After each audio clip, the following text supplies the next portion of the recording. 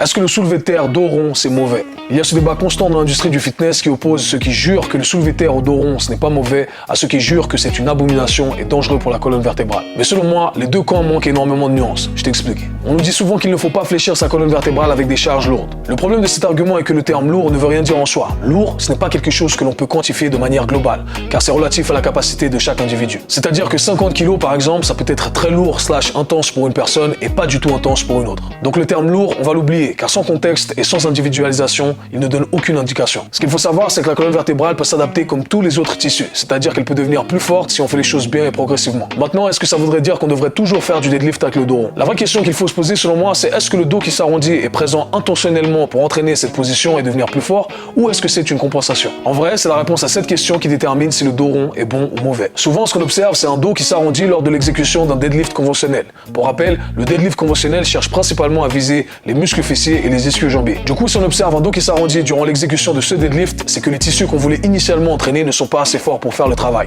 Du coup, le corps se voit dans l'obligation de recruter d'autres tissus pour accomplir la tâche. Dans ce contexte-là, j'argumenterais qu'avoir le dos rond, c'est pas quelque chose de positif. Conclusion, le deadlift dos rond, c'est pas quelque chose de bon ou de mauvais en soi. Ça va dépendre du contexte. Si on le fait volontairement et progressivement pour renforcer spécifiquement sa colonne vertébrale, c'est ok. Par contre, si on l'observe durant l'exécution d'un mouvement durant lequel le dos rond n'était pas volontaire, c'est qu'on est potentiellement en train de se mettre à risque. J'espère que tu auras compris qu'apporter de la nuance, c'est très important. Si tu veux plus de free tips, abonne-toi à ma liste email, le lien est dans ma bio.